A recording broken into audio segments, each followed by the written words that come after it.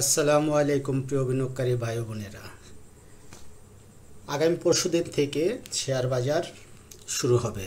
তো fuel and power সেক্টরটা নিয়ে কিছু নিউজ আছে, সেই জন্য আপনাদের সামনে চলে আসলাম ফুয়েল অ্যান্ড পাওয়ার সেক্টর নিয়ে কিছু কথা বলতে। দেখেন, শেয়ার বাজার নিউজে একটা খবর আসছে যে 13 তারিখের বিদ্যুৎ ও জ্বালানি খাতে মূলধনের বেশি রিজার্ভ 14টি কোম্পানির। ঠিক আছে, তাহলে এই 14টা কোম্পানি কোনগুলি, সেই কোম্পানিগুলির নিয়ে কথা বলবো এবং লং টার্ম ইনভেস্টমেন্ট কিভাবে করা যায় এই 14টা কোম্পানি থেকে আমরা শর্ট আউট করব যে কিভাবে কয়টা স্টক নিয়ে কথা বলা যায়। পাশাপাশি আরও নিউজ আছে, আপনাদের বাজার সামনে ভালো হওয়ার জন্য আরও ভালো ভালো নিউজ আছে, ব্যবসা করার মতো অনেক ভালো নিউজ আছে। ক্যাশ ফ্লো বেড়েছে ফার্মা ও রসায়ন খাতে 13টি কোম্পানির। তারপরে আরও একটা নিউজ দেখেন, বিদ্যুৎ খাতের ইপিএস বেড়েছে 6 কোম্পানির। ঠিক আছে, তারপরে আরও নিউজ আছে, কি আছে, অবশেষে শেয়ার বাজারে বিদেশি বিনিয়োগকারী বাড়ছে। ঠিক আছে, তো এত সব পজিটিভ নিউজের মাঝে আমরা স্টেপ বাই স্টেপ বিভিন্ন স্টক নিয়ে কথা বলবো, বিভিন্ন সেক্টর নিয়ে কথা বলবো, বিভিন্ন short term long term investment নিয়ে কথা বলবো। চলুন শুরু করা যাক। শুরু করার আগে বলতে চাই, শেয়ার বাজারে বিনিয়োগ ঝুঁকিপূর্ণ, তাই জেনে বুঝে নিজের ইচ্ছায় বিনিয়োগ করুন। আমার এই অ্যানালাইসিস বা আলোচনা আপনার কখনোই আপনার বাই বা সেল নির্দেশ প্রদান করে না। আমাদের যে 14টা কোম্পানির বাড়ছে, ভুল স্লাইড চলে আসছিল, মেরিকো নিয়ে একটা ভিডিও বানাচ্ছি আপনাদের জন্য, সেই কারণে ওই স্লাইডটা চলে আসছে। আসেন আমরা 14টা কোম্পানি আমরা দেখি।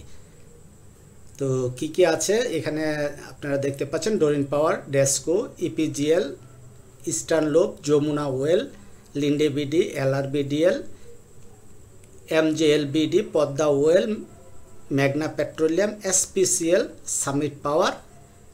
তারপরে আছে আমাদের ইউপিজিডিসিএল, আর হলো তিতাস গ্যাস। তিতাস গ্যাসটা একটু কেটে গেছে সম্ভবত, দেখতে পাচ্ছেন না। চলুন এইগুলি কি বাড়লো কি কমলো আমরা এই ব্যাপারগুলি দেখি। ক্যাশ ফ্লো কীভাবে বাড়লো আসেন আমরা দেখি।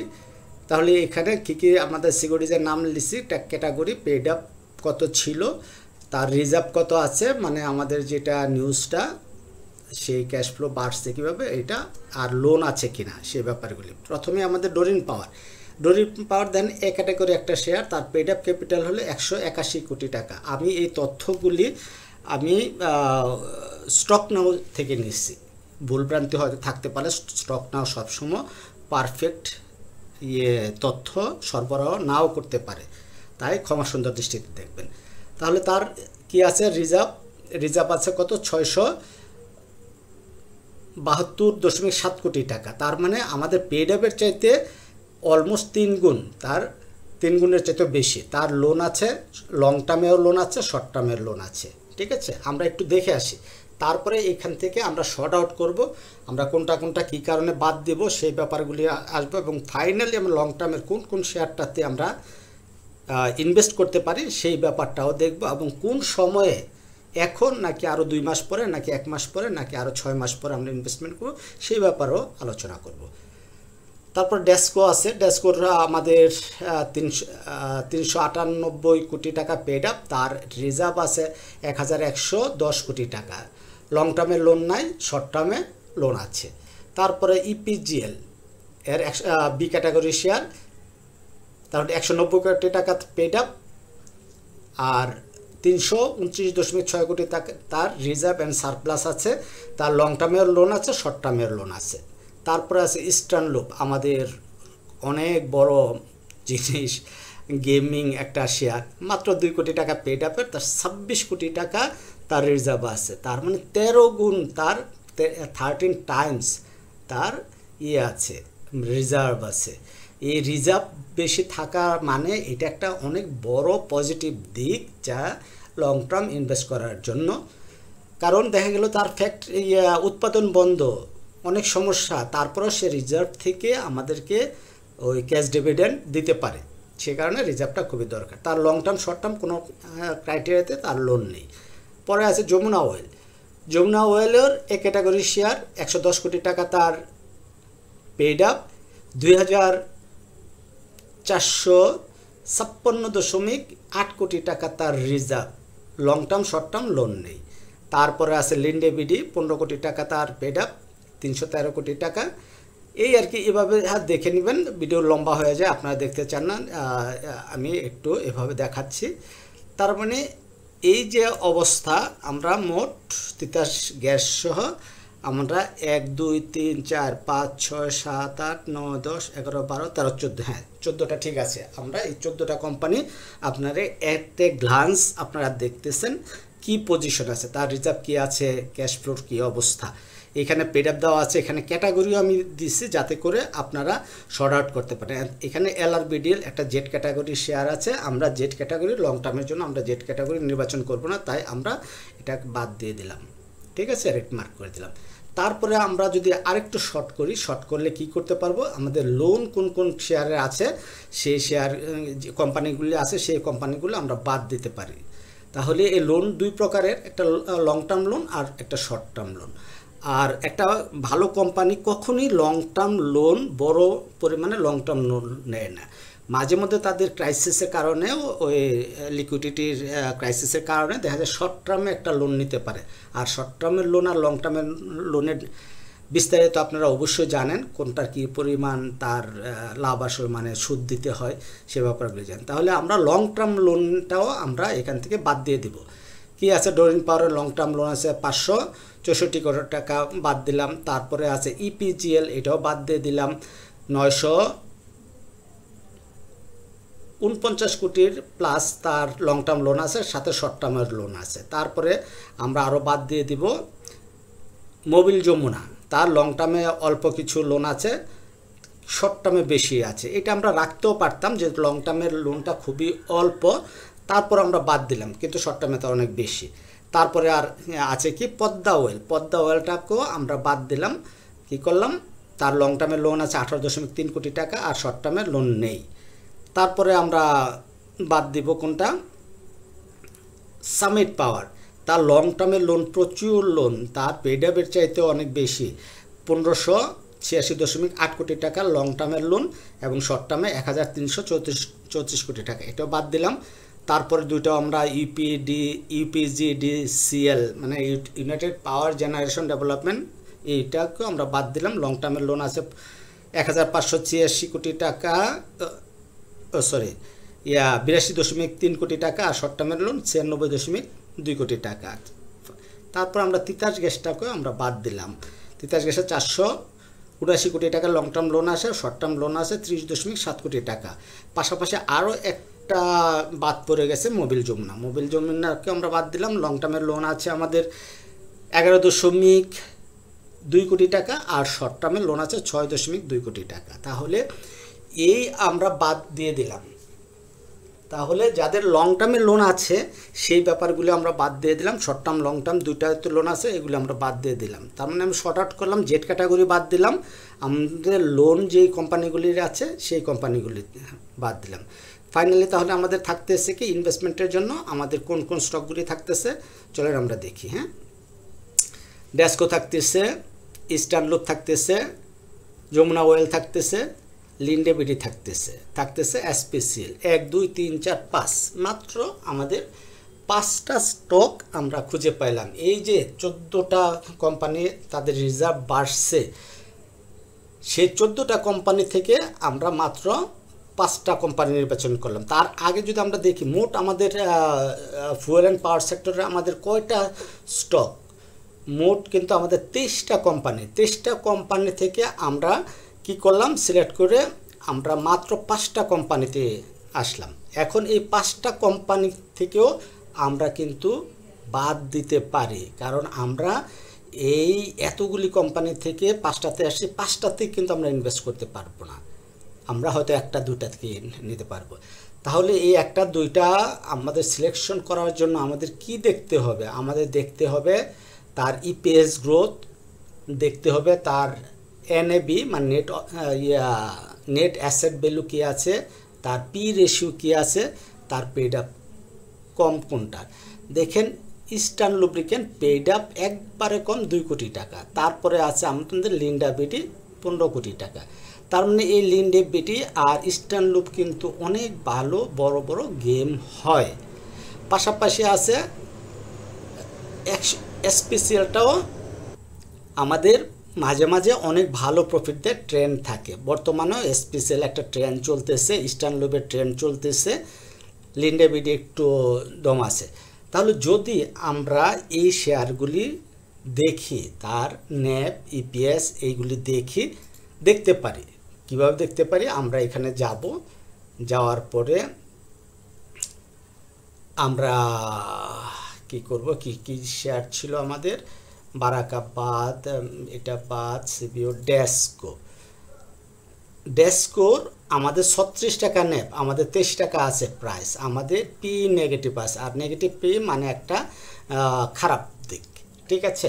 তাহলে খারাপ দিক হলেও তার কি আছে দেখেন, আমাদের ইপিএস গ্রোথ এইটুক পর্যন্ত, তার 23 সাল পর্যন্ত মাইনাস ছিল, মানে অনেক বড় মাইনাস ছিল। এখন 24-এ মাইনাস কমে আসছে, পাশাপাশি first quarter, second quarter, third quarter positive আসছে, যেটা আমাদের 12.72 মাইনাস থেকে কিন্তু ইপিএস প্লাসে চলে আসবে। তাহলে একটা বড় একটা ব্যাপার, ঠিক আছে।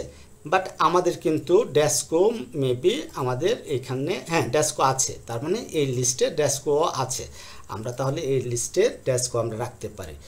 তারপরে কি আছে আমাদের ইস্টার্ন লুপ দেখেন আমাদের 192 টাকা তার নেট, বাট আমাদের 2292 টাকা আছে আমাদের ইয়ে।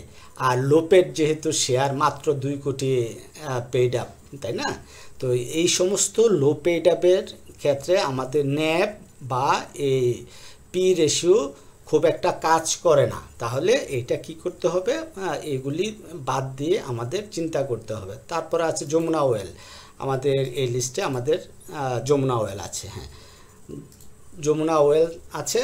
তাহলে যমুনা ওয়েলের কি আছে, ন্যাব আছে 255 টাকা আর 174 টাকা।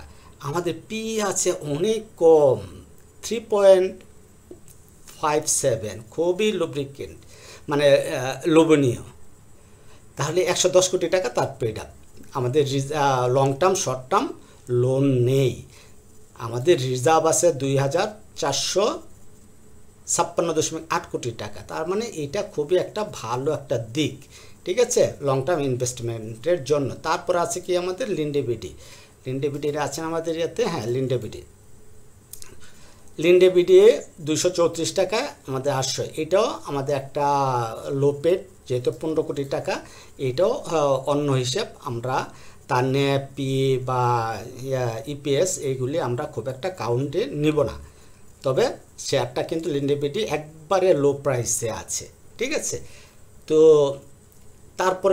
তারপরে আমাদের লাস্ট আরেকটা শেয়ার কি আছে, এসপিসিএল, শাহজি বাজার দেখেন 38 টাকা তার ন্যাব, আমাদের 36 টাকা বর্তমান প্রাইস, ইপিএস 2 আর পি রেশিও হলো কত, 15। আর এই শেয়ারটাও কোথায় আছে, তলানিতেই আছে বলা যায়।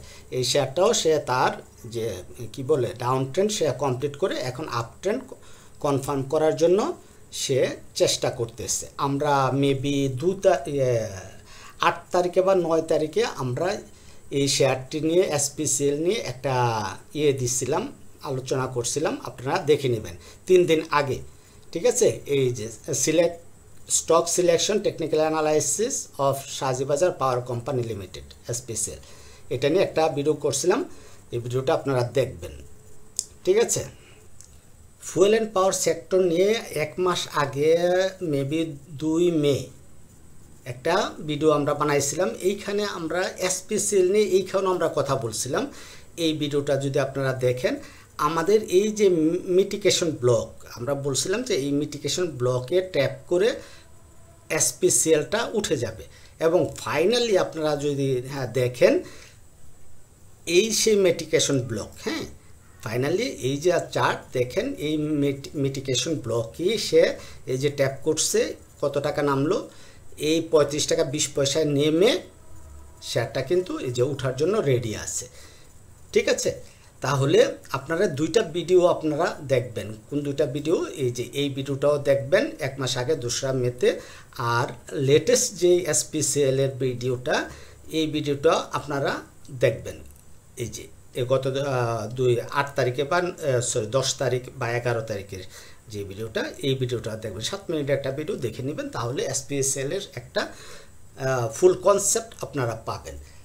তো এই ভিডিওতে তাহলে আপনাদের আমি কি শিখাইলাম, যে শেয়ার বাজার থেকে মানে কিভাবে এই ফুয়েল অ্যান্ড পাওয়ার সেক্টর থেকে কিভাবে স্টকগুলি সিলেকশন করবেন। হ্যাঁ, এখন আমি যে 5টা স্টক আপনাদের সিলেকশন করে দিলাম, আপনারা কমেন্ট করবেন, জানাবেন যে এই 5টা স্টক থেকে কার কোনটা পছন্দ। তাহলে আমি আলাদা আলাদাভাবে ওই 5টা স্টকেরই পুরোপুরি আলাদা আলাদাভাবে তার ফান্ডামেন্টাল, টেকনিক্যাল, এন্ট্রি এক্সিট পয়েন্টগুলি আপনাদের আমি জানাবো।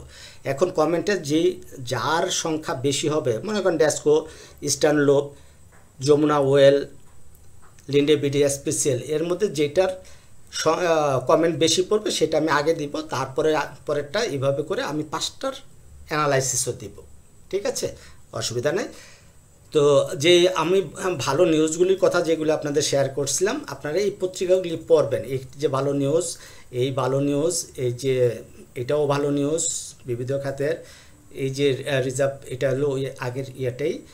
ঠিক আছে, এখানেও সেই জ্বালানি খাতে 14টা কোম্পানির ইয়ে বাড়ছে, যেটা রিজার্ভ বাড়ছে সেটা বলছে। অবশেষে শেয়ার বাজার বিনিয়োগকারীদের মানে বিদেশি বিনিয়োগকারীর সংখ্যা বাড়ছে, এটাও আমাদের ভালো নিউজ। তাহলে এতগুলি ভালো নিউজ, বাজার আস্তে আস্তে সামনে এগিয়ে যাবে, ভালো করবে, এইটাই আমার প্রত্যাশা। তবে এই প্রত্যাশা থাকলেও রাজনৈতিক যে অস্থিরতা, সেই অস্থিরতা আমাদের বাজারে বিনিয়োগকারীদের অনাস্থা, সবগুলি আগে কাটতে হবে। আমাদের রাজনৈতিক অস্থিরতাটা কেটে যাওয়ার চান্স অনেকটা বেশি। আজকে আমাদের professor doctor Mohammad Yunus sir আমাদের বিএনপির মহাসচিব ভারপ্রাপ্ত চেয়ারম্যানের সাথে, তারেক রহমানের সাথে বৈঠক করছেন লন্ডনে।